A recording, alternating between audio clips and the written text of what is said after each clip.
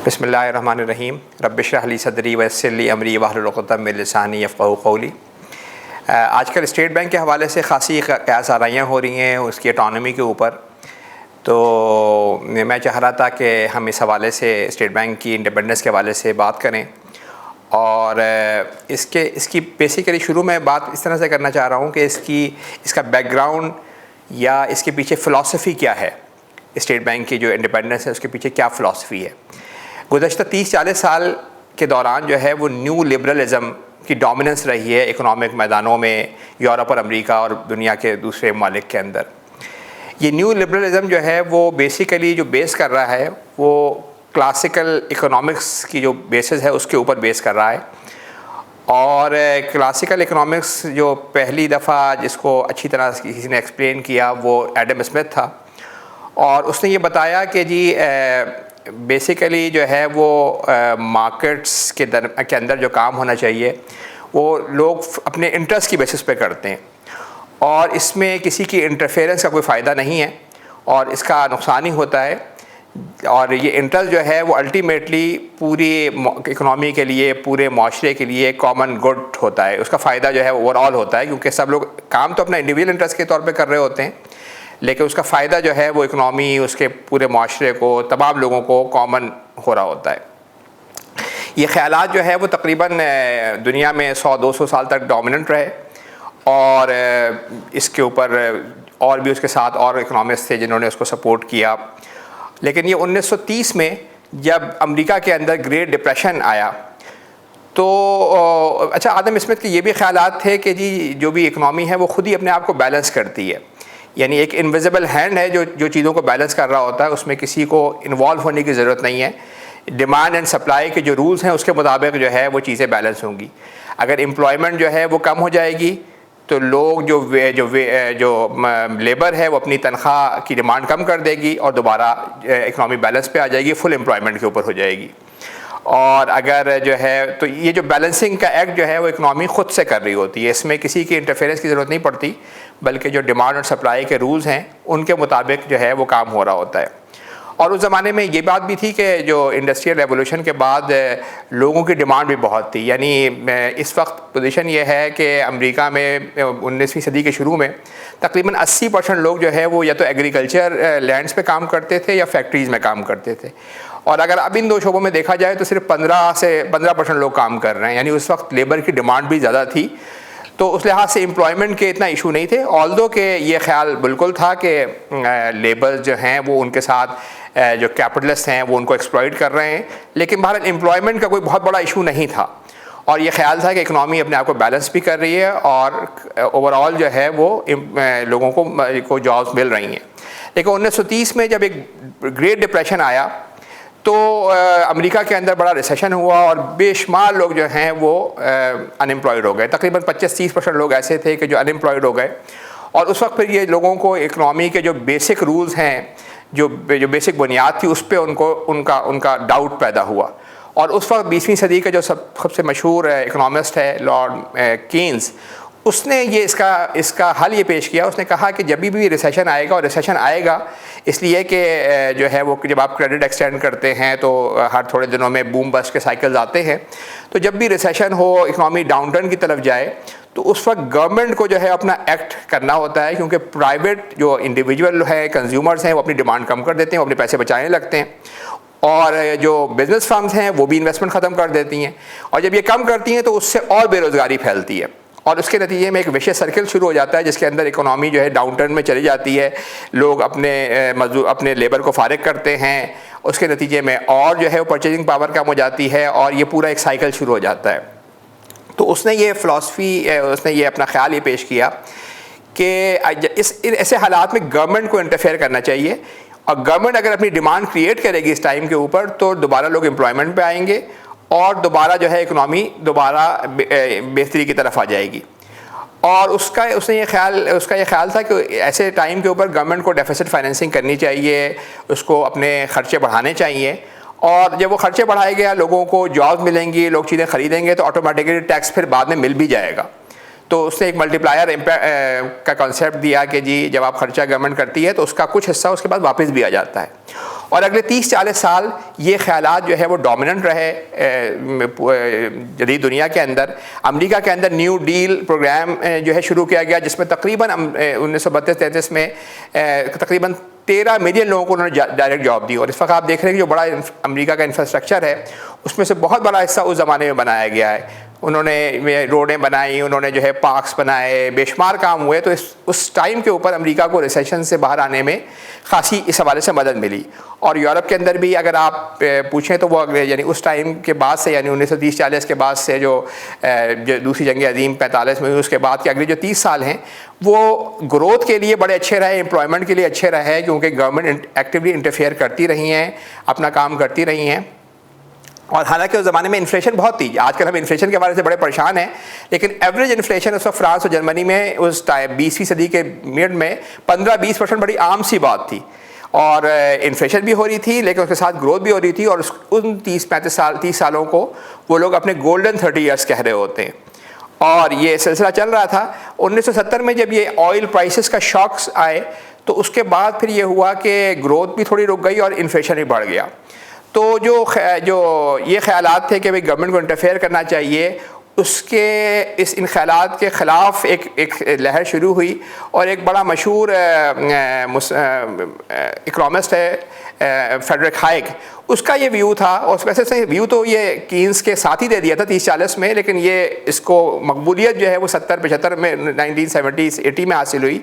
उसका ये व्यू था कि किसी चीज़ में गवर्नमेंट को इन्वॉल्वमेंट नहीं होनी चाहिए, इसलिए कि गवर्नमेंट जब भी इन्वॉल्व होती है वो चीज़ को ख़राब ज़्यादा करती है और ठीक नहीं करती। उसने प्राइवेट इदारों की मिसालें दी और चीज़ों की मिसालें दी, और उसने कहा कि गवर्नमेंट को इन्वॉल्व नहीं होना चाहिए, क्योंकि गवर्नमेंट चीज़ें इन्वॉल्व होकर ख़राब कर रही होती है। ये मार्केट की डिमांड एंड सप्लाई जो है वो चीज़ों को ठीक करेगी, और वही बेहतर है कामों के लिए।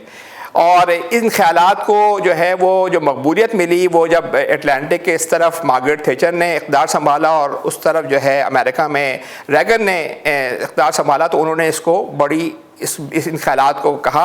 और रेगन ने तो कहा कि उसका एक मशहूर जुमला है जिसने कहा कि गवर्नमेंट पार्ट ऑफ सोल्यूशन नहीं है बल्कि पार्ट ऑफ प्रॉब्लम है। तो गवर्नमेंट के काम कम होने चाहिए और गवर्नमेंट का काम क्या होना चाहिए। गवर्नमेंट के उसने वो लोग यानी हाई के ख्याल में 2-3 काम होते हैं। सिर्फ एक सिक्योरिटी प्रोवाइड करना जो आर्मी मिलिट्री प्रोवाइड कर रही है।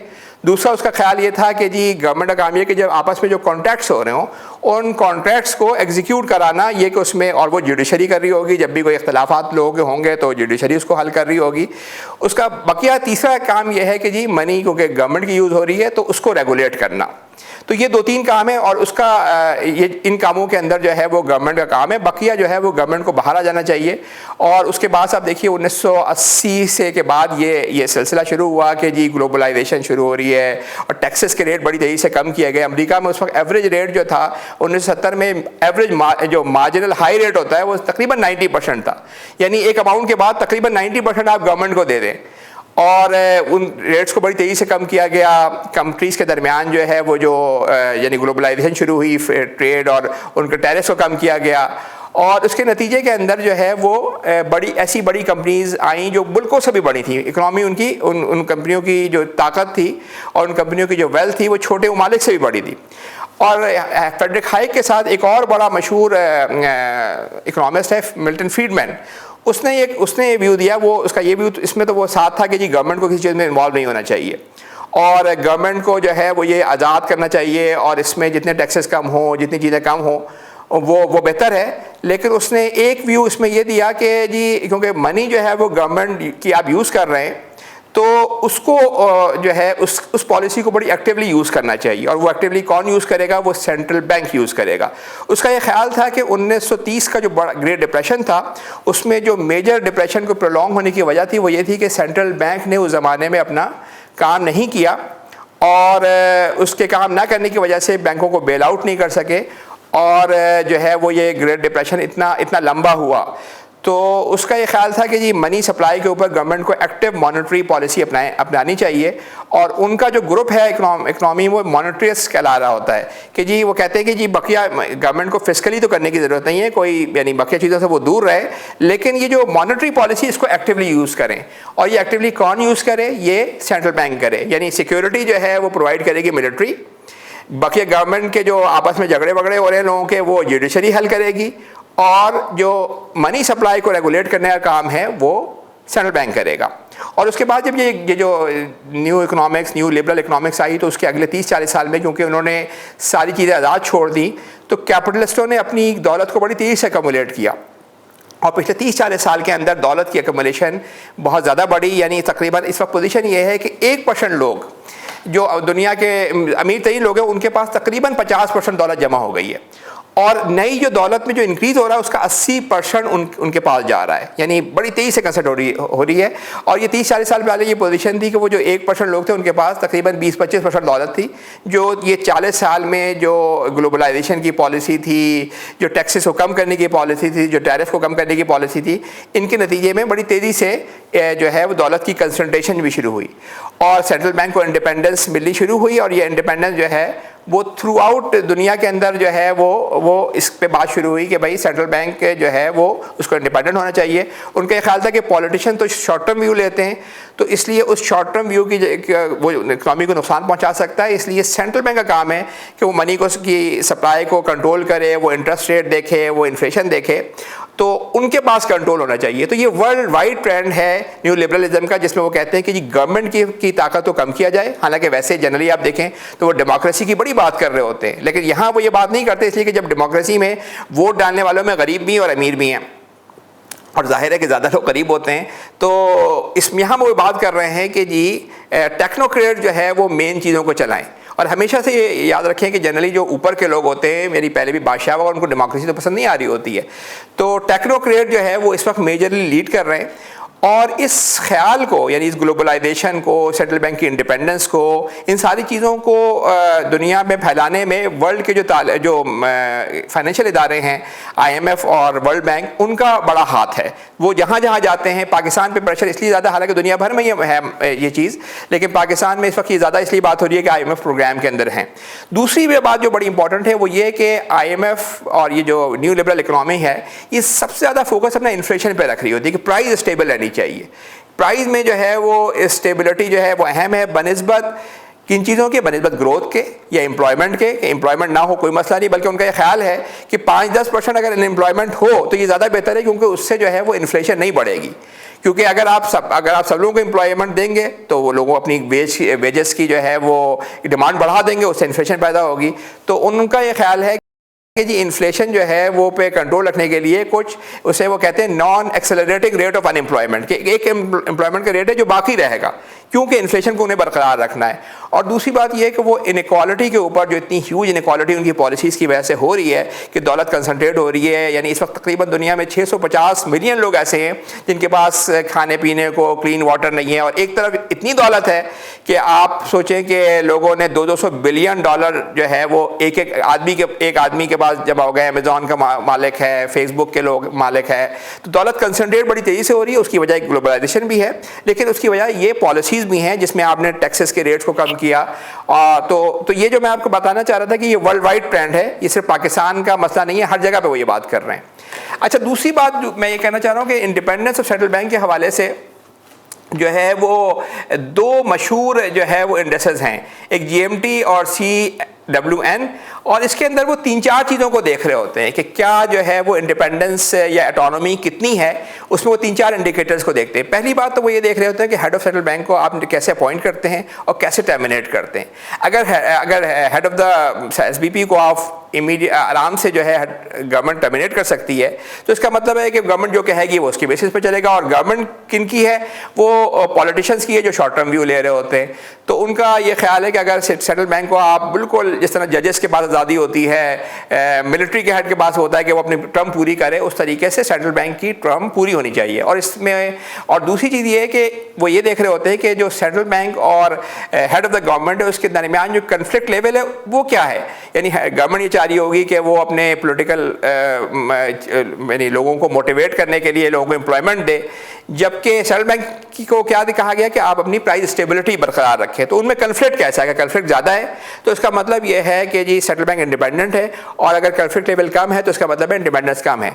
तीसरी चीज़ वो जो देख रहे होते हैं वो ये देख रहे होते हैं कि उनके मॉनेटरी टारगेट जो है वो कौन सेट कर रहा है। जनरली गवर्नमेंट से जो है वो मॉनेटरी टारगेट तय करती है कि इतना इन्फ्लेशन होना चाहिए, लेकिन अब ये बात हो रही है कि ये टारगेट सेंट्रल बैंक को खुद तय करने चाहिए, इसलिए कि गवर्नमेंट बाज़ औक़ात इन्फ्लेशन बढ़ा के और मुलाजमतें दे सकती हैं, लेकिन ये कि वो उस पर इस पूरे चीज़ के ऊपर बैंक का कंट्रोल होना चाहिए। चौथी और बड़ी अहम बात यह है कि जी उसकी जो क्रेडिट लैंडिंग है, क्योंकि गवर्नमेंट अगर जो है वो खर्चे ज़्यादा कर रही है अपने वोटर्स को खुश करने के लिए, तो वो खर्चे या तो वो टैक्सेस से नहीं हो रहे, तो उस सूरत में नॉर्मली आप बैंक से बैंक से कर्जा ले रहे होते हैं, तो वो लैंडिंग की कोई लिमिट है या बस आप लिए जा रहे हैं कर्जे। तो ये जो 3-4 इंडिकेटर हैं, इसकी बेसिस के ऊपर सेंट्रल बैंक की इंडिपेंडेंस की बात हो रही है और दुनिया भर में इसको एंगेज किया जा रहा है। पिछले 30-40 साल में जब से न्यू लिबरल इकोनॉमिक्स आई है, तो सेंट्रल बैंक की इंडिपेंडेंस का जो बैरोमीटर है, जो उनका क्राइटेरिया है, उसमें तकरीबन यानी आप डेवलप्ड ममालिक हैं उनमें 30 साल पहले 45% इंडिपेंडेंस थी, वो अब तकरीबन 60% हो गई है, और जो डेवलपिंग कंट्रीज़ हैं उनमें 35% थी, वो अब 60% हो गई। यानी अब तकरीबन दुनिया में वो ये कह रहे हैं कि जो इन चारों चीज़ों की बेसिस के ऊपर इंडिपेंडेंस का लेवल 60% है। अभी भी लैंडिंग बहुत हो रही है, तो इसलिए मेरा ख्याल है 100% पे नहीं गई है, क्योंकि दुनिया में हर तमाम ममालिक के अंदर ये हो रहा है, अमेरिका के अंदर, यूरोप में, जापान में, कि वो बड़ी ह्यूजली जो है वो बोरो कर रहे हैं सेंट्रल बैंक के साथ। अच्छा, पाकिस्तान में भी पिछले 30 सालों के अंदर इसमें खासी इस पर बात हुई। सबसे पहले 1993 में हुई, फिर मेरा ख्याल है 2000 के शुरू में हुई, फिर 2011 में तीसरी दफ़ा हुई। तो पाकिस्तान की भी जो इंडिपेंडेंस है, जो सेंट्रल बैंक की इंडिपेंडेंस है, वो ठीक ठाक बढ़ गई है, और ये इसका जो भी बेंचमार्किंग वो यानी 0.25 से वो 0.45 के कोफिशिएंट पे चली गई है। तो ऑल्दो कि ये दूसरे ममालिक के मुकाबले में कम है, लेकिन स्टिल जो है वो सेंट्रल बैंक के पास अच्छी खासी पावर है। अगर आप सेंट्रल बैंक को कंपेयर करें पाकिस्तान के प्लानिंग कमीशन के साथ और इदारों के साथ, तो उनकी सैलरीज, उनके परकेजर्स, उनकी बकिया चीज़ें, हर चीज़ में वो आउटस्टैंड कर रहे होते हैं। उसकी वजह क्या है कि उनको पीछे से जो वर्ल्ड वाइड ट्रेंड है कि मॉनेटरी पॉलिसी जो है वो सेंट्रल बैंक मैनेज करेगा, तो ये और उनको तनख्वाहें भी मार्केट बेस दी जा रही हैं, जबकि गवर्नमेंट यानी उनकी सेंट्रल बैंक के हेड की तनख्वाह वज़ीर आज़म से भी बहुत ज़्यादा होगी।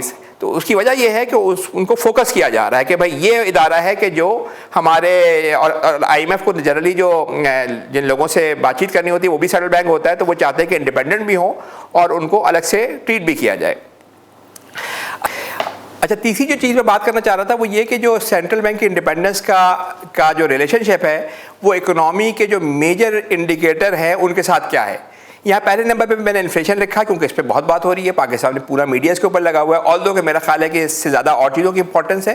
ग्रोथ के साथ उसका क्या ताल्लुक है, ग्रोथ के साथ फिर हमारा जनरली ख्याल ये होता है ग्रोथ के साथ एम्प्लॉयमेंट भी बढ़ेगी। और तीसरी चीज़ ये कि इनइक्वालिटी यानी लोगों में जो दौलत की इनइक्वालिटी है उसके साथ क्या रिलेशनशिप है।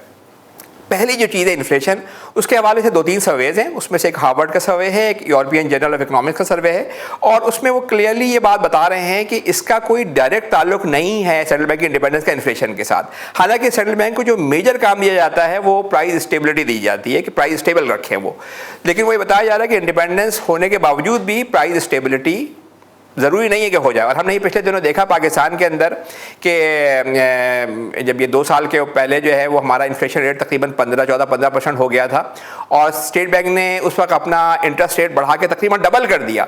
उसके बावजूद भी उसके इन्फ्लेशन को वो कंट्रोल नहीं कर सके, और ये कोरोना के बाद आके जब उन्होंने अपने रेट कम किए हैं तो फिर उसके अंदर कुछ कमी आई है। तो ये बात बड़ी स्टडी से साबित है कि सेंट्रल बैंक की इंडिपेंडेंस के नतीजे में कोई ज़रूरी नहीं है कि जी प्राइस स्टेबल रहे, क्योंकि प्राइस स्टेबिलिटी के अंदर बहुत सारी और चीज़ें भी शामिल होती है, खासतौर पाकिस्तान के अंदर। जैसे आप उसमें कॉस्ट पुश इन्फ्लेशन है, आपका जो बास्केट है उसमें तकरीबन 60% जो है फूड्स और एनर्जी की वो है, तो उसमें आप ये नहीं कह सकते कि आप डिमांड कर्टेल करके कर सकेंगे आप इसको। दूसरी बात ग्रोथ के हवाले से ये है कि ग्रोथ के हवाले से कुछ स्टडीज़ का ख्याल है कि कोई ताल्लुक़ नहीं है। एक स्टडी का ये है कि जी शॉर्ट टर्म के अंदर नेगेटिव होती है, क्योंकि स्टेट बैंक कंट्रोल करने की कोशिश करता है, मॉनेटरी पॉलिसी को सख्त करता है। लॉन्गर टर्म में ये पॉजिटिव होती है आफ्टर प्राइस स्टेबलाइजेशन। लेकिन जो अभी एक जो रिसेंट स्टडी है एडवांस कंट्रीज़ के बारे में, वहाँ उसमें क्लियरली ये बात उन्होंने कंक्लूड की है कि सेंट्रल बैंक की इंडिपेंडेंस का नेगेटिवली उसने कॉरिलेट किया है उनकी GDP ग्रोथ को, यानी उनकी जो ग्रोथ थी उसको ख़राब किया है। तो तीसरी चीज़ जो इंपॉर्टेंट चीज़ है वो ये कि इनइक्वालिटी के हवाले से कि इनइक्वालिटी में क्या पोजीशन है। तो इस पे जो है वो जो स्टडी है उसमें ये ख्याल है कि सेंट्रल बैंक की इंडिपेंडेंस के साथ इनइक्वालिटी बढ़ रही होती है, और इसकी वजह मैं यानी दोनों चीज़ें हो सकती है, क्योंकि सेंट्रल बैंक की इंडिपेंडेंस पिछले 30-40 सालों में आई है, ज़्यादा इस पर बात हो रही है, और साथ साथ इस अरसे के अंदर ऐसी पॉलिसीज़ भी आई हैं जिसमें टैक्सेस को कम किया गया है, ग्लोबलाइजेशन है, मल्टीनेशनल कंपनीज के टैक्सेस को कम किया गया है, तो ये सारी पॉलिसीज़ ने मिल के भी कम किया है। तो साथ साथ ये जो न्यू लिबरल की पॉलिसीज़ है उसमें न सिर्फ इनइक्वालिटी में बड़ा इजाफा हुआ है और साथ साथ सेंट्रल बैंक की इंडिपेंडेंस भी, तो ये डायरेक्टली कॉरिलेट भी कर रही होती हैं। अब आप ये नहीं कह सकते डायरेक्टली इस वजह से हो रही हैं और ये और पॉलिसी की वजह से हो रही हैं, लेकिन बहरहाल हो रही हैं। और इस वक्त जैसे मैंने आपको बताया कि पोजीशन ये है कि तकरीबन आप 50% दौलत जो है वो 1% लोगों के पास मौजूद है। दुनिया में इस वक्त 15-20 लोग ऐसे हैं जो बड़े लगा, अगर आप उनकी दौलत को जमा कर लें तो तकरीबन आधी दुनिया की वेल्थ उनके पास जमा है और ये बड़ी तेज़ी से कंसंट्रेट हो रही है। यानी नई जो दौलत बढ़ रही है उसका 80% उनके पास जा रहा है। ऑलरेडी उनके पास 50% है, लेकिन जो ग्रोथ है वो 80% उनके पास जा रहा है, 20% बाकी है, 99% लोगों के पास आ रहा है। तो ऐसी एक्सट्रीम जो है वेल्थ कंसंट्रेशन मेरे ख्याल है 19वीं सदी में जागीरदारी के ज़माने में होगी, उसके बाद ये अब इस तरह से हो रही है। और इस पे जो है वो फोकस इस पे होने के बजाय सारा फोकस इस पे हुआ है कि जी इन्फ्लेशन है, स्टेट बैंक की इंडिपेंडेंस है, मतलब हमें नॉन इशूज़ में लगाया हुआ है लोगों ने। अच्छा, अब हम स्टेट बैंक के एक्ट की तरफ आ जाते हैं और इसके अंदर जो सबसे पहले हम प्रेम्बल के ऊपर बात कर लेते हैं। इसमें जो पाकिस्तान के जो एक्ट है SBP का 1956 का, उसमें जो एग्जिस्टिंग प्रेम्बल है वो ये है कि इसमें उसको मॉनेटरी स्टेबिलिटी करनी है और यूटिलाइजेशन ऑफ जो कंपनी के प्रोडक्टिव रिसोर्सेज हैं, यानी उसमें लोग शामिल हैं सबसे ज़्यादा, तो यानी एम्प्लॉयमेंट भी उसको इंश्योर करना है और मॉनेटरी स्टेबिलिटी भी रखनी है। ये जो डुअल मैंडेट है ये US फेड का भी यही है कि उनको भी दोनों काम करने होते हैं, वरना जनरली दुनिया में स्टेट बैंक जो है वो सिर्फ जो है प्राइस स्टेबिलिटी पे काम कर रहा होता है। वो कहते हैं जी एम्प्लॉयमेंट प्रोवाइड करना गवर्नमेंट का काम है, हमारा काम है जी हम प्राइस स्टेबल करेंगे। और जो अब ये जो चेंज कर रहे हैं वो ये कर रहे हैं वो ये कि जी सबसे पहले उनका प्राइमरी जो ऑब्जेक्टिव होगा वो प्राइस स्टेबिलिटी होगा, जो नए एक्ट जो प्रपोज है। सेकेंडली उनको यानी उनका काम ये होगा इन्फ्लेशन कंट्रोल करना। हालांकि उनके पास सिर्फ टूल क्या है, 2 टूल है उनके पास, मनी सप्लाई और इंटरेस्ट रेट। पाकिस्तान में ये हमें पता है कि ये कॉस्ट पुश इन्फ्लेशन है, यहाँ पे और बड़े मसाइल हैं, लेकिन उनको प्राइमरी ये ऑब्जेक्टिव ये दिया गया है कि प्राइस स्टेबल रखें। दूसरा जो उनका सेकेंडरी ऑब्जेक्टिव बताया गया है वो ये बताया गया है कि जी फाइनेंशियल स्टेबिलिटी है, यानी रेगुलेट करें बैंक्स को। बैंक्स अगर कोई डिफ़ॉल्ट करने लगे, प्राइस उनके पास पैसों की कोई कमी पड़ जाए तो as a lender of last resort वो फाइनेंशियल स्टेबिलिटी बरकरार रखें। और तीसरा ऑब्जेक्टिव, जब ये 2 पूरे हो जाए तो तीसरा ऑब्जेक्टिव ये है कि गवर्नमेंट की जो पॉलिसीज़ हैं कुछ एम्प्लॉयमेंट प्रोवाइड करने की, उसमें भी वो सपोर्ट कर दें।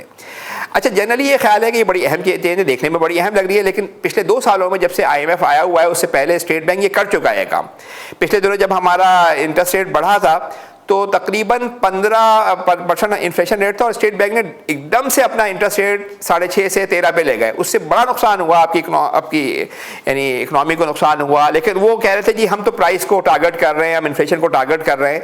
तो ये काम ये जो प्रपोज हुआ है ये तकरीबन वो पहले ही कर चुके हैं। उनको अंदाज़ा हो रहा था कि ये एम्प्लॉयमेंट जारी है, उनको अंदाज़ा हो रहा था कि बकिया मसाइल हो रहे हैं, लेकिन उन्होंने अपना इंटरेस्ट रेट जो दुनिया में कहीं कम मिसालें मिलती है कि आपने ऑलमोस्ट अपने इंटरेस्ट रेट को डबल कर दिया और उससे जो नुकसान हुआ वो कहीं ज़्यादा हुआ। उस पर मैं अभी अगले स्लाइड में बात करता हूँ।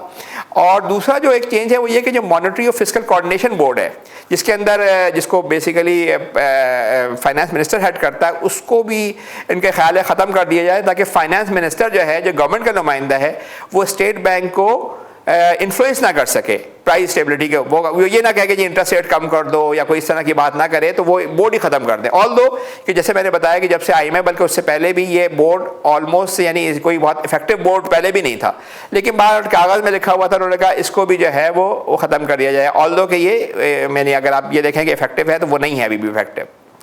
अच्छा, जो मैं आपको बताना चाह रहा था कि स्टेट बैंक ने जो अपना रेट इंक्रीज़ किया, जो उनकी प्राइस स्टेबिलिटी पर उनका क्यों इतना ज़्यादा फोकस है कि कोविड-19 के से पहले जब आपका इन्फ्लेशन रेट ज़्यादा था तो तकरीबन ये अपना रेट जो है वो 6.5 से 13% लेके चले गए।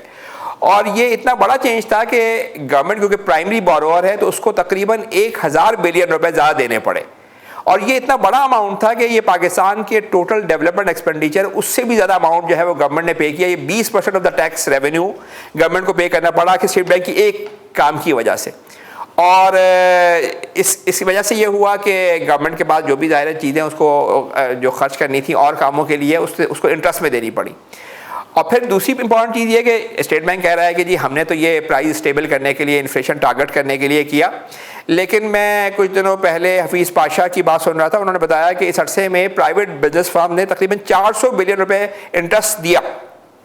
उसके नतीजे में ज़ाहिर है जब उन पर कॉस्ट का प्रेशर पड़ा तो उन्होंने अपनी प्राइसेस को और इंक्रीज़ किया और उससे इन्फ्लेशन में इंक्रीज़ हुआ।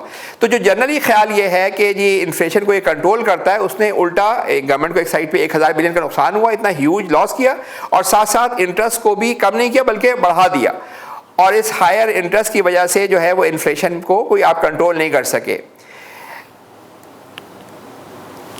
और इतने बड़े मामले के बावजूद भी, यानी इतना बड़ा खर्चा गवर्नमेंट कर चुकी है, लेकिन उसके बावजूद एसबीपी से आप कोई क्वेश्चन नहीं कर सकते इस मामले में। वो तो कहेंगे जी हम तो प्राइस स्टेबल कर रहे हैं, हम तो जो है वो इन्फ्लेशन टारगेट कर रहे हैं। लेकिन ये बात यहाँ समझने की ज़रूरत है कि इकोनॉमिस्ट जो है वो इस बात पे भी मुत्तफिक नहीं है कि अगर आप इंटरेस्ट रेट बढ़ाएंगे तो उससे इन्फ्लेशन जो है वो बढ़ जाएगा। पिछले दिनों जो है वो टर्की के प्रेसिडेंट ने अपने एसपीपी अपने सेंट्रल बैंक के जो है हेड को इसी बात पे फायर कर दिया कि उसका ख्याल था कि इंटरेस्ट रेट कम करें, उससे यानी उनका व्यू ये है कि इन्फ्लेशन जो है वो कंट्रोल नहीं हो सकता हाई रेट से। बिजनेस तो तबाह हो सकते हैं लेकिन इन्फ्लेशन जो है वो कंट्रोल नहीं हो सकता। तो ये जो व्यू है कि भाई इन्फ्लेशन अगर हम इंटरेस्ट रेट बढ़ाएंगे उससे इन्फ्लेशन कंट्रोल होगा, इस पे कोई पूरा मुत्तफिक नहीं है। मैंने आपको हफीज़ पाशा की बात बताई, ख़ासतौर पे जब कॉस्ट की वजह से इन्फ्लेशन बढ़ रहा हो, जब आपकी प्रोडक्ट्स की कीमतें बढ़ रही हों, तो जो है वो इन्फ्लेशन इस तरह से कंट्रोल नहीं हो सकता। ये आप देखिए कि जब स्टेट बैंक ने कोरोना के आने के बाद जब अपना रेट जो है वो 13.5 से दोबारा 7 किया, तो जो हमारा इन्फ्लेशन रेट था जो 15-16 पे था वो उसके बाद 8-9 पे आ गया, आजकल 8-9 पे वो कर रहा है। तो अंदाज़ा ये हो रहा है कि जब स्टेट बैंक ने रेट कम किया तो इन्फ्लेशन भी उसके बाद नीचे हुआ। तो ये बात कहना है कि जी हम इंटरेस्ट बढ़ा के हम इन्फ्लेशन को कंट्रोल कर रहे हैं, इसके अंदर जो है वो कोई यानी कोई उस वेरीफाइबल इसका ये जो है ये चीज़ नहीं है। अच्छा, अगले कुछ हम पॉइंट्स के ऊपर बात कर लेते हैं स्टेट बैंक के एक्ट के हवाले से। पहले एक बात यह है कि उन्होंने कहा कि क्योंकि जब ये एसबीपी का बोर्ड भी ख़त्म कर दिया तो ये जो एक्सचेंज रेट पॉलिसी है ये पिछले 2 सालों से स्टेट बैंक खुद ही डील कर रहा है। मार्केट की जो है वो डिमांड एंड सप्लाई पे हो रही हैं। पिछली गवर्नमेंट के ज़माने में थोड़ा सा उन्होंने फिक्स रखा हुआ था 3-4 साल से, उससे ज़ाहिर है आपका करंट अकाउंट बढ़ा, उससे नुकसान हुआ। उससे ये भी नुकसान हुआ कि आपकी एक्सपोर्ट उस तरह से नहीं बढ़ सकी, क्योंकि जब भी आप एक्सचेंज रेट, जनरली लोगों का ख्याल है कि आप एक्सचेंज रेट आपका यानी अगर रुपया जो है डॉलर के मुकाबले में बढ़ रहा होगा तो उसका फ़ायदा होता है। हालांकि इंटरनेशनल ट्रेड के अंदर जब आपका रेट गिरता है तो आप ज़्यादा कॉम्पिटिटिव हो जाते हैं। इस वक्त अमेरिका और चाइना के दरमियान जो तिजारत हो रही है उसमें तकरीबन अमेरिका जो है वो 100 बिलियन की एक्सपोर्ट कर रहा है, चाइना 500 बिलियन की एक्सपोर्ट कर रहा है। और अमेरिका बार बार कहता है कि आपने अपना रेट लो रखा हुआ है, लेकिन चाइना उस रेट को नहीं बढ़ाता। तो आपका रेट गिरने से आपको फ़ायदा क्या होता है? आपके 2 कमाने वाले लोग हैं, एक एक्सपोर्टर्स हैं, उनको फ़ायदा हुआ एकदम से, अब उनको 110 की जगह 150 मिल रहा है, तो पूरा उनका बिजनेस केस बेहतर हो गया, उनकी सारी चीज़ें बेहतर हो रही हैं। दूसरी चीज़ ये कि जो बाहर से मजदूर आपके लेबर जो सऊदी अरब वगैरह के अंदर जो पैसे भेज रहे हैं उनको ज़्यादा इंसेंटिव है कि उनकी फैमिलीज़ को ज़्यादा पैसे मिल रहे हैं। और ज़्यादा इंपॉर्टेंट चीज़ है कि जो पाकिस्तान में यानी 2 साल पहले इंपोर्ट की हालत थी कि हम जितनी एक्सपोर्ट करते थे उससे 3 गुना ज़्यादा इंपोर्ट करते थे। उसमें सारी वो चीज़ें भी थी, जैसे मतलब हर चीज़ जो है वो साबुन से लेके चीज़ से लेके हर चीज़ इंपोर्ट हो रही थी। लेकिन जब वो महंगी होती है तो उसके 2 फ़ायदे होते हैं। पहली बात यह कि जब उसकी डिमांड कर्टेल होती है, और दूसरी बात यह कि लॉन्गर टर्म के अंदर इंपोर्ट सब्सटीट्यूट की इंडस्ट्री लगना शुरू होती हैं, क्योंकि लोगों को लगता है कि ये चीज़ बड़ी महंगी हो गई है तो फिर लोकल और उसकी से एम्प्लॉयमेंट भी जनरेट होती है।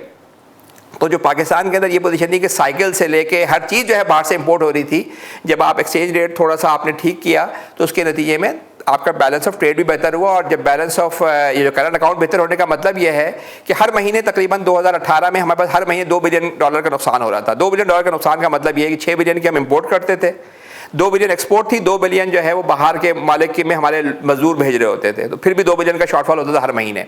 और ये 2 बिलियन शॉर्टफॉल का मतलब ये है कि हर महीने हमें $2 बिलियन का मज़ीद लेना पड़ता।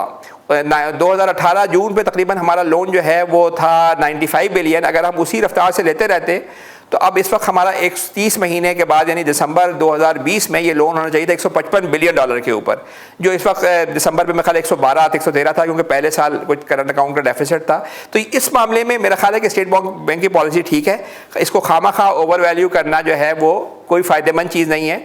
और इस मामले में उनके पास पहली इंडिपेंडेंस है, तो मेरा नहीं ख्याल कि इस एक्ट से कोई उनको फ़र्क पड़ेगा।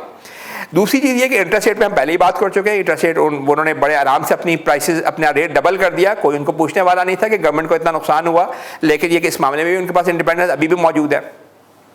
तीसरी जो अहम चीज़ है वो ये कि ये बात की गई है कि उनके डिसीजन जो है स्टेट बैंक के, उनके गवर्नर के, एमपीसी मेंबर्स के, आप कोर्ट में चैलेंज नहीं कर सकते। और क्योंकि उनका ये ख्याल है कि जब मॉनेटरी पॉलिसी की जब आप डिसीजन ले रहे होते हैं तो उसमें बाद औक़ात चीज़ें अच्छी होती हैं, बाद चीज़ें ख़राब होती हैं, लेकिन अनलेस के मैलिफाइड इंटेंशन हो, कोई बैड जो है फेथ हो, आप इस चीज़ को चैलेंज नहीं कर सकते। ये इसकी मिसाल बिल्कुल ऐसी है कि जैसे हम कहते हैं कि ये मिलिट्री की चीज़ों को, डिसीजन को हम जाके कोर्ट में नहीं चैलेंज कर सकते, या ये कि दूसरा जो बड़ा इदारा है सिक्योरिटी के अलावा जुडिशरी है, उनके जजेस को आप नहीं चैलेंज कर सकते। जब वो जज डिसीजन लेता है तो उस डिसीजन को आप दोबारा कोर्ट में उन्हीं के पास जाके चैलेंज कर सकते हैं। तो बात ये हो रही है कि जी इनके यानी अगर आप मैलिफाइड इंटेंशन हो तब आप चैलेंज कर सकते हैं, उसके अलावा आप नहीं चैलेंज कर सकते। अब आप ये देखिए कि इतना बड़ा मसला हुआ, इतना कंपनी को, गवर्नमेंट को नुकसान हुआ, और सब ये कह रहे हैं कि भाई आपने रेट बढ़ा के 1000 बिलियन का नुकसान कर दिया गवर्नमेंट को, लेकिन आप इस चीज़ को चैलेंज नहीं कर सकते। एसबीबी गवर्नर से आप कहेंगे, वो कहेंगे जी मैं तो प्राइस स्टेबल कर रहा था, मैं तो इन्फ्लेशन टारगेट कर रहा था। चौथी जो बड़ी अहम चीज़ है वो ये कि जो स्टेट बैंक से जो गवर्नमेंट की जो बोरोइंग है उसको रिस्ट्रिक्ट कर दिया गया है कि वो आगे से नहीं देंगे।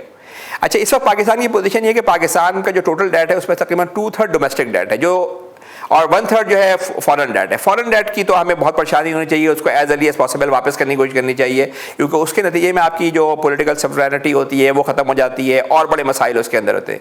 लेकिन जो आपका जो आपकी लोकल बोरोइंग है वो तकरीबन लोकल डोमेस्टिक डेट है वो 24 ट्रिलियन है, उसमें से 16 ट्रिलियन जो है वो हमने बैंकों से लिया हुआ है, और बैंकों में दो हैं, एक जो प्राइवेट बैंक है उनसे 10 बिलियन है, स्टेट बैंक से 6 ट्रिलियन है, ट्रिलियन में कह रहा हूँ, 24 ट्रिलियन है, और 16 ट्रिलियन जो है वो बैंकों से है, जिसमें से 6 ट्रिलियन जो है वो स्टेट बैंक से लिया हुआ है। तो अगर और पाकिस्तान में जो टोटल डिपॉजिट्स हैं बैंक के पास वो 15 ट्रिलियन है, तो इसका मतलब है अगर बैंक एसपीपी अपना से आप लोन नहीं लेंगे और ये प्राइवेट बैंक से लेंगे तो जो हम और आप जो बैंकों में पैसे जमा कर रहे हैं वो सारा का सारा लोन गवर्नमेंट को चला जाएगा, प्राइवेट सेक्टर बिल्कुल ही गायब हो जाएगा। तो ये जो चेंज है ये कोई प्रैक्टिकल नज़र नहीं आ रही। 2011 में भी इन्होंने इस तरह की चेंज की थी और कहा था कि जब भी आपको ये लोन चाहिए होगा आप जाके पार्लियामेंट से लेंगे, लेकिन हर दफ़ा जो है वो इस पर परमिशन ले लेते हैं। तो ये बात कहना कि जी एक तरफ हम कह रहे हैं कि प्राइवेट बिजनेस को सपोर्ट करें और एक तरफ ये कह रहे हैं कि जी स्टेट बैंक जो है वो लोन ना दे, और जबकि हम दुनिया में देखें कि पाकिस्तान में सब पोजीशन ये है कि स्टेट बैंक से हमने 6 ट्रिलियन जो है वो कर्जा लिया हुआ है गवर्नमेंट ने, और उस कर्जे की कॉस्ट इसलिए नहीं होती क्योंकि उस पर गवर्नमेंट देती तो है ट्रेजरी बिल के हवाले के का जितना रेट होता है वो दे रही होती है, लेकिन उसकी कॉस्ट इसलिए नहीं होती कि स्टेट बैंक का प्रॉफिट भी गवर्नमेंट के बजट में आ जाता है। तो ये तकरीबन जो है पाकिस्तान की जीडीपी का 15% जो है वो हमने स्टेट बैंक से लिया हुआ है। लेकिन ये आप दूसरे ममालिक को देखिए कि इनके जो इन्होंने स्टेट बैंकों से लिए हुए हैं, जैसे वो क्वांटिटेटिव ईजिंग कहते हैं, इस वक्त जो है वो बैंक ऑफ जापान ने अपनी जीडीपी का 117% लिया हुआ है। जो यूएस है ये 33%, ये कोविड से पहले की पोजीशन है, इस वक्त मेरा ख्याल है उनका और भी बहुत इंक्रीज़ हो गया है। तो सब लोग ले रहे हैं, लेकिन वो पाकिस्तान को कह रहे हैं कि जी आप ये कर्जा न लें। हालांकि दुनिया भर में ये इशू यही है क्योंकि न्यू लिबरल इकोनॉमी के बाद जब टैक्सेस की रेट कम कर दी हैं तो टैक्सेस आप जमा नहीं कर पा रहे, और जब आप टैक्सेस जमा नहीं कर पा रहे तो सबसे अच्छा तो ये है कि आप दौलतमंदों से उनकी वेल्थ पर टैक्स लें और उससे मुल्क चलाएं, उनकी इनकम पर टैक्स लें, उससे मुल्क चलाएं। जब आप ये नहीं कर पाते तो आपसे कहा जाता है कि आप इनडायरेक्ट टैक्स करें, जो गरीब अमीर आप दोनों को हिट कर रहा होता है, जैसे सेल्स टैक्स है, वैट है, वो भी नहीं हो पाता तो फिर कहा जाता है कि डेफर्ड टैक्स कर लें, आप लोगों से बैंकों से लोन ले लें और उससे जो है अपना काम चलाएं। लेकिन जब आपके पास बैंकों में डिपॉजिट्स ही ना हो और आपके पास जो है वो प्राइवेट लोग लैंड करने को तैयार ना हो, तो फिर आखिरी तरीका ये होता है कि आप स्टेट बैंक से कहते हैं कि जी कुछ करेंसी छापें और अपना हमारा काम चले। तो ये आप देखिए कि और ममालिक से बहुत कर्जे लिए हुए हैं उनके बैंकों से बहुत कर्जे लिए हुए हैं, लेकिन वहाँ पे ये बात नहीं हो रही। अच्छा, ये बात वो ज़रूर डिफ्रेंशिएट कर सकते हैं कि पाकिस्तान में इन्फ्लेशन ज़्यादा है उनकी निस्बत, यानी पाकिस्तान में अगर 8-9% इन्फ्लेशन है, उनका हाँ इन्फ्लेशन 1-1.5% है, लेकिन ये कि कर्जे बहरहाल वो लोग ले रहे हैं और पाकिस्तान को मना कर रहे हैं, जो कि ज़रा ऐसी चीज़ है कि इम्प्रैक्टिकल है। अच्छा, इस वक्त मैं आखिर में जो अपनी प्रेजेंटेशन ख़त्म आखिरी हिस्से में जा रहा हूँ, मैं आपको बताना चाह रहा था कि सब पाकिस्तान की पोजीशन ये है कि पाकिस्तान का जो टोटल ये मैंने इस दफ़ा का बजट रखा हुआ है, तकरीबन 43% जो हमारा अमाउंट है जो टैक्स और नॉन टैक्स रेवेन्यू हम ले रहे हैं उसका 43% हम इन डेट सर्विसिंग में खर्च कर रहे हैं, इंटरेस्ट में खर्च कर रहे हैं। आप सोचिए कि जितने पैसे आ रहे हैं वो पैसे 43-45% तक हम डेट सर्विसिंग में देते हैं। यानी फेडरल गवर्नमेंट की पोजीशन ये है कि जब वो सूबों को 60% देती है और इंटरेस्ट देती है तो वहीं वो नेगेटिव से शुरू कर देती है। यानी उसके पास ना दिफा के लिए पैसे हैं, ना उसके पास तनख्वाहों के लिए पैसे हैं, हर काम के लिए उसको कर्जे और चाहिए, और यानी इतना ह्यूज पैसे जो है वो इंटरेस्ट की तरफ जा रहे हैं। और अगर हम अपना कंपैरिजन जो हमारी इंटरेस्ट की पेमेंट का दूसरे ममालिक से करें तो ये बड़ा अच्छा एक चार्ट बना हुआ है आपके सामने, आप देखिए कि इसमें हमने एक साइड पे government debt to GDP ratio निकाला है कि गवर्नमेंट डेट कितना है एज अ जीडीपी, और दूसरी साइड पे हमने ये बताया है कि यानी जो वाई एक्सेस है उसमें, जो दूसरी साइड है उसमें ये बता रहे हैं हम कि जो कितना रेवेन्यू जो आ रहा है उसमें से कितना परसेंट इंटरेस्ट में जा रहा है, डेट सर्विसिंग में जा रहा है। तो आप देखिए पाकिस्तान का जो है वो तकरीबन डेट टू जीडीपी रेशो इस वक्त 85% के ऊपर आ रहा है, और इसके मुकाबले में जो डेवलप कंट्रीज़ हैं, अमेरिका, यूरोप, ये सारा इनके कर्जे ऑल्दो के डोमेस्टिक ज़्यादा उनके डेट है, हमारे फॉरेन भी हैं, लेकिन उनके कर्जे उनकी गवर्नमेंट के पास हमसे कहीं ज़्यादा है। 120% तक एवरेज रेट है। डेवलप कंट्री सबसे नीचे की साइड पे जो नज़र आ रहा है 120% उनके कर्जे जीडीपी के, हालांकि उनकी जीडीपी बहुत है, हमारी जीडीपी जो है वो बहुत सारी डॉक्यूमेंटेड भी रही है, फिर भी हमारे कर्जे कम है। लेकिन जब हम दूसरी साइड पे जाके देखते हैं कि हम अपने टैक्स का कितना पैसा डेट सर्विसिंग में दे रहे हैं, तो हम तकरीबन 45% दे रहे हैं और वो 5% से भी नीचे दे रहे हैं। उसकी वजह क्या है? उसकी वजह यह है कि उन्होंने अपने इंटरेस्ट रेट्स को बिल्कुल कम किया हुआ है। और ये अजीब सी बात है कि हम मदीने की रियासत के हमारे वज़ीर से बात कर रहे हैं, लेकिन हमने इंटरेस्ट रेट 7%, पहले 13% पे भी ले गए थे, और डेवलप कंट्रीज ने अपना रेट बिल्कुल कम कर दिया है। यानी तकरीबन इस वक्त यानी कोरोना से पहले 1.5-2% एवरेज रेट था, और अब डेवलप कंट्रीज़ का जो इफेक्टिव रेट है वो तकरीबन 0% है। जापान तो पहले 0 था, अमेरिका और यूरोप ने इस वक्त 0 कर दिया है, तो आप 0 रेट के ऊपर जो है वो हो रहा है। उसकी वजह से जो भी उनके कर्जे हैं उस पर उनकी कॉस्ट नहीं आ रही है। तो ये बात हमें समझने की ज़रूरत है कि हम जो इंटरेस्ट रेट बढ़ा के हम मतलब गवर्नमेंट की जो भी रिसोर्सेज है वो हम ख़त्म कर देते हैं, और उन रिसोर्सेज को जो अच्छी जगहों पर यूज़ होना चाहिए, गरीबों के लिए यूज़ होना चाहिए, इंफ्रास्ट्रक्चर के लिए यूज़ होना चाहिए, वो चीज़ें ख़त्म हो जाती हैं, वो सारे पैसे इंटरेस्ट में चले जाते हैं। ये आप देखिए कि दुनिया के जो मोस्ट इंडेटेड कंट्रीज़ हैं वर्ल्ड के अंदर 2017 में कितने बढ़ गए। जापान का जो टोटल डेट है वो 238% है अपनी जीडीपी का, ग्रीस का 182% है, जबकि पाकिस्तान का अभी भी, हालांकि 2017 की पोजीशन है, पाकिस्तान का अभी भी 85%, 85% जो है वो कर्जा है। तो कर्जे हमारा बहुत ज़्यादा नहीं है, ऑल्दो कि हमें फॉरेन डेट के हवाले से परेशान होना चाहिए, इसलिए कि फॉरेन डेट जो है वो आपकी जो है वो उसमें आपको करेंसी रिस्क भी आ जाते हैं और भी मसले आते हैं, लेकिन ओवरऑल डेट उतना ज़्यादा नहीं है। लेकिन जब आप ये आप देखिए कि यूएस का के जो डेट है, यानी जो उनका बैंकों से डेट लिया हुआ है, वो इतना बढ़ गया है पिछले दिनों में कि अब उनकी इस कोविड के बाद उनकी इकनॉमी 19.5 ट्रिलियन की है, और उनका कर्जा जो है वो 27 ट्रिलियन तक पहुंच जाएगा। तो अपनी जीडीपी को भी क्रॉस कर रहे हैं उस पब्लिक डेट के अंदर।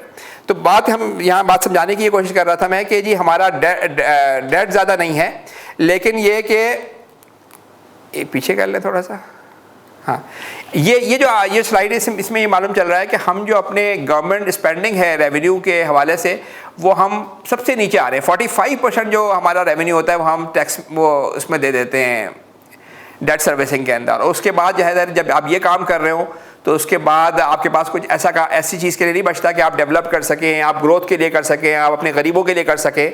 तो ये बड़ा ज़रूरी है कि स्टेट बैंक के लिए कि अपने इंटरेस्ट रेट्स को कम करें, और इंटरेस्ट रेट कम करके, पहले तो ये बात होती थी कि भाई ये इंटरेस्ट रेट कैसे ज़ीरो कर सकते हैं, कैसे कम कर सकते हैं, निज़ाम कैसे चलेगा।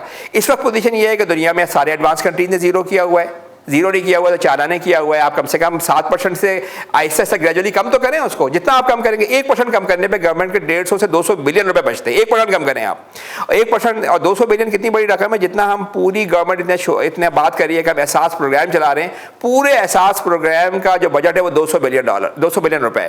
तो अगर आपने 1% कम करते हैं तो आपको इतना वो फ़ायदा होता है। हम लगे हुए हैं, पूरा मीडिया पूरा मुल्क लगा हुआ है कि भाई इन्फ्लेशन टारगेट कर लें, और इन्फ्लेशन टारगेट करने के लिए इंटरेस्ट रेट ज़्यादा रखें। ना इन्फ्लेशन कंट्रोल हो पा रहा है, और गवर्नमेंट के पास जो पैसे आने चाहिए वो आ भी नहीं रहे। गवर्नमेंट इन चीज़ों से कितने काम कर सकती है वो इंटरेस्ट में पे कर रही है। अच्छा, एक वजह तो हम ये कहते हैं कि जी इससे जो है वो इंटरेस्ट कंट्रोल कर सकते हैं। दूसरी वजह ये बताते हैं कि जी हम आगे नहीं जा रहा।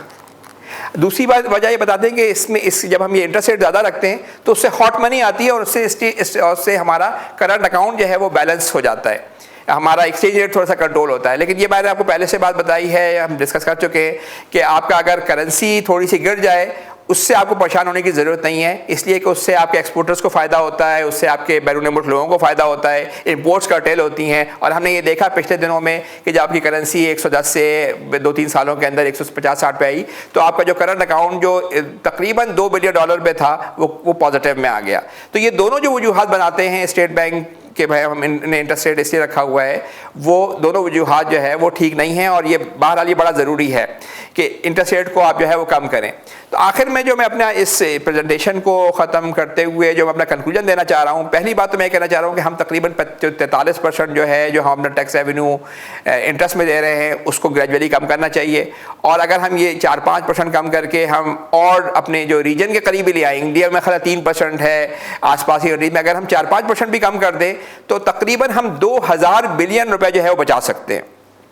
और ये 2000 बिलियन रुपए इतनी बड़ी रकम है कि आप पूरा पाकिस्तान के डेवलपमेंट एक्सपेंडिचर को डबल कर सकते हैं। जो आप एहसास प्रोग्राम में अभी कितना दे रहे हैं, हम एहसास प्रोग्राम में मेरे ख्याल महीने में 2000 दे रहे हैं 70 लाख फैमिलीज़ को, तो ये तकरीबन आप समझिए 10 गुना बढ़ सकता है। और जब आप उन लोगों को 10 गुना ज़्यादा बढ़ा के देंगे तो आप ये सोचिए कि वो लोग के जो 1/3 लोग ऐसे हैं कि जिनके पास ना खाने को है, ना पीने को है, ना उनके पास सेहत की सहूलियात है, और जब तक वो उन लोगों को आप चीज़ें नहीं देंगे तो आपकी GDP कैसे तरक्की कर सकती है? क्योंकि 35% लोग तो ऐसे हैं वो लोग कि वो तो डिमांड ही नहीं कर पा रहे, वो चीज़ें खरीद ही नहीं पा रहे, तो आपकी GDP कैसे बढ़ेगी? दूसरी बात ये कि ऐसा ये माशरा भी बड़ा अनस्टेबल है कि जहाँ पे लोग इतनी बड़ी तादाद में जो है खाने पीने को ना हो और वो माशरा चल रहा हो, यानी दूसरी दुनिया के दूसरे ममालिक में तो ये है कि कम से कम उनके पास सेहत की फैसिलिटीज़ हैं, उनके बच्चे आगे बढ़ जाते हैं, बेसिक चीज़ें उनके पास मौजूद हैं। हालांकि गुर्बत अमरीका में भी होगी, गुर्बत और जगहों पर भी होगी, लेकिन ये कि ऐसी गुर्बत नहीं है कि गैर इंसानी ज़िंदगी गुजार रहे हैं कि हम यानी उन लोग, हम एक लॉस्ट जनरेशन के बारे में बात कर रहे हैं। दूसरे और तीसरी जो सबसे अहम चीज़ है जो हमें देखना चाहिए कि अखलाकी और मजहबी तौर पे हम बके सारी बातें करते हैं, छोटी छोटी बातों पे वो कर रहे होते हैं, लेकिन मैं ख्याल है हम पे सबसे बड़ी जिम्मेदारी इन लोगों की है कि आपके माशरे में 35% ऐसे लोग हैं कि जो जिनके पास इनकी बुनियादी ज़रूरत पूरी नहीं हो रही। तो सोचिए कि अगर आप इंटरेस्ट रेट को कम करें और कम करके ये पैसा जो है वो डाइवर्ट करें टूवर्ड्स उन गरीब लोगों के, तो आज न सिर्फ आपकी डिमांड बढ़ेगी और बल्कि आपकी पूरी इकनॉमी जो है वो तरक्की होनी शुरू हो जाएगी। उसके मैंने आपको बताया कि एहसास प्रोग्राम को आप 10 टाइम बढ़ा सकते हैं। आप सोचिए अगर हर फैमिली को एक महीने में 20,000 रुपये मिल रहे हो, आप उनके बच्चों को एजुकेशन दे रहे हो, तो 3 से 4 साल के अंदर आप गुर्बत ख़त्म कर सकते हैं। ये बात हमने कर ली कि जो जस्टिफिकेशन दी जा रही है इन्फ्लेशन की वो दोनों चीज़ें गलत हैं।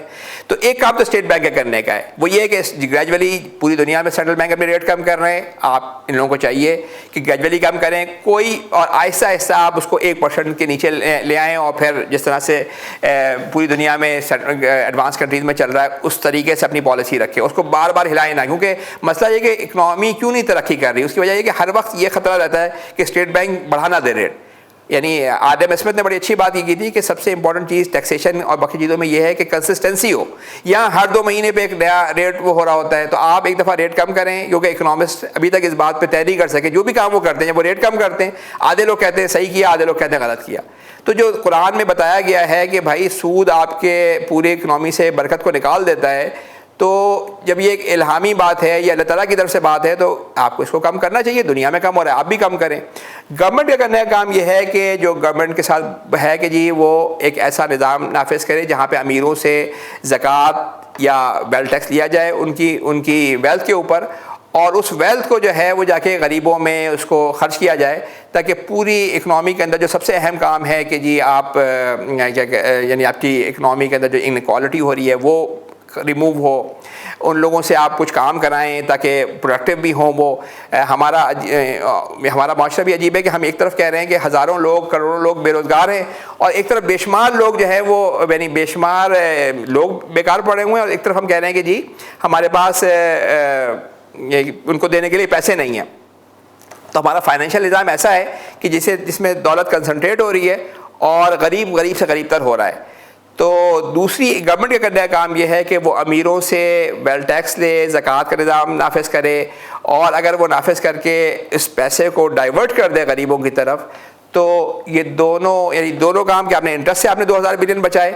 अगर आप ज़कात, पाकिस्तान की पोजीशन इस वक्त ये है कि पाकिस्तान की जो GDP है वो तकरीबन 40 ट्रिलियन की GDP है, रुपीस के अंदर, और जीडीपी टू वेल्थ रेशो होता है वो जनरली 4 से 5 गुना होता है। तो हमारी अगर वेल्थ है तकरीबन हमने 200 बिलियन, और किसी भी इकोनॉमी के अंदर नॉर्मली जो 80% दौलत होती है वो 20% लोगों के पास जमा होती है। तो अगर आप उस दौलत के ऊपर आपने ज़कात वेल्थ टैक्स लगाया 2.5% से, तो हम तकरीबन 2 से 2.5 ट्रिलियन जो है रुपए जमा कर सकते हैं, जो इंडिविजुअल टैक्सेशन के मुकाबले में अगेन 10 गुना ज़्यादा है। तो एक तरफ आपने इंटरेस्ट कम करके पैसे निकाले, एक तरफ आपने जो है वो वेल्थ टैक्स अमीनों पे लगा के जो है वो पैसे किए, और इस पैसे को अगर आपने सही डाइवर्ट हमने कर लिया तो मेरा ख्याल है कि पाकिस्तान जो है वो तरक्की की शारा पे एक अच्छी हम मुआशरा बना सकते हैं, एक अच्छी सोसाइटी बना सकते हैं, और इस गुर्बत की जो पोजीशन है उसको ख़त्म कर सकते हैं। Thank you ji.